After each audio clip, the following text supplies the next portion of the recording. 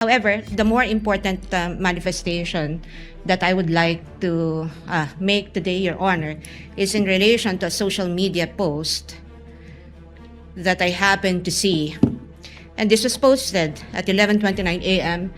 by one of the private prosecutors, Attorney Amando Virgil Ligutan, posting that a principal or lawyers and law students know by heart misleading questions are not allowed even in cross-examination. Now, this was posted and picked up by Inquirer.net at 11:29 a.m.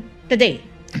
And I surmise that this has something to do with the exchange between the private prosecutor, Attorney Kapunan, and the defense counsel, Attorney Ferrer, on the matter of the cross-examination question that Attorney Ferrer asked the prosecution's witness. And I have here a transcript because I find it troubling that a private prosecutor would do this in the middle of a courtroom hearing. Because as far as I'm concerned, impeachment court is also a court of decorum. And the rules on impeachment under Rule 18 actually prohibits participants, especially lawyers, from commenting about the merits of the case. Now, one may argue that this isn't about the merits of the case, that he probably was just commenting about what ought or ought not to do in a cross-examination, but we're not naive. What the private prosecutor is talking about, he's here, he can explain it.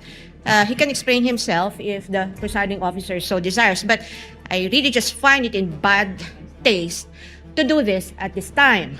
And I think it is inappropriate to do that to a fellow member of the bar, because even as we sit on the opposing side of this hall, we remain to be both members of the bar, and as officers of the court, we owe each other respect,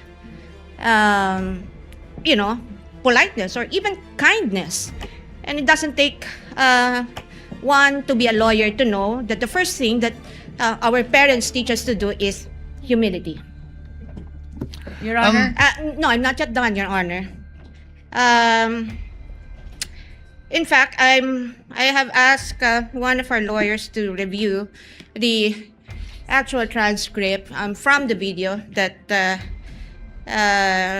transpired between the prosecutor and Attorney Ferrer, and it would seem that in the heat of the exchange, or in the passionate exchange of the arguments between the prosecutor and Attorney Ferrer was not even actually referring to misleading questions as allowed, as implied in the social media post of Attorney Ligutan. In fact, it's here. The court can confirm this from a replay of the video. Attorney Ferrer, sinabi ho ba yan sa JC na dapat may mahuli? The witness answers, ang nakalagay po kasi sa JC under 4.8.2 ay proof of success. Attorney Ferrer, hindi. Sorry, Your Honor, please. Attorney Kapunan, let the witness answer, Your Honor. Mr. Presiding Officer, can the counsel be instructed not to stop the witness mid-sentence, Your Honor? Attorney Ferrer, Your Honor, please, can the witness be directed to just answer with yes or no? The counsel has her time to ask clarificatory questions later during redirect, Your Honor. And Attorney Kapunan, not all questions can be answered by yes or no. This is the meat of the contention of the argument between Attorney Kapunan and Attorney Ferrer. Attorney Ferrer responded, I am on cross, Your Honor, please. And the presiding officer said, counsels. Attorney Kapunan responded, never mind if you are on cross, Your Honor. There are limits to cross-examination. Misleading questions are not allowed on cross. This was the first time that the matter on misleading questions was actually raised by Attorney Kapunan.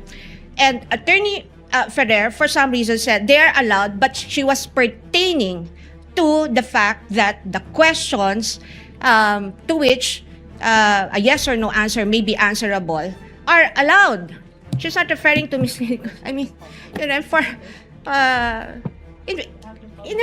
Attorney Ferrer was only saying that leading questions are allowed on cross-examination, not misleading questions, and yet we have a private prosecutor immediately taking to social media and posting this, implying something against the defense counsel. We will not have this. Your Honor, in the interest of fair play, may I request that the counsel for the panel of prosecutors, Attorney Virgil Ligutan, be recognized, Your Honor. Unfortunately, counsel, no, the presiding officer will not allow that at this time. The presiding officer takes in advisement the manifestation of the counsel, the lead counsel for the respondent, because quite frankly, Honorable Luistro, I asked the clerk of court to monitor the public statements of the counsels of the parties this past week. And one side has been crossing the line many times. And in fact, the presiding officer is already in the process of drafting a ruling and a warning and an order pertaining to this.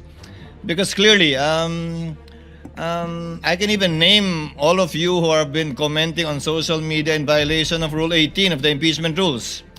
But I will do that on Monday, perhaps, after taking advisement the manifestation of the counsel for respondent.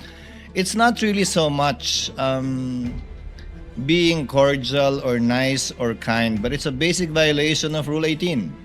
I already talked to the parties 2 weeks ago, reminding you that you might want to consider appointing spokespersons who are not part of the panel of prosecutors nor a private prosecutor, but you insist on maintaining that. So after 2 weeks, the court is constrained to make a decision and ruling on that.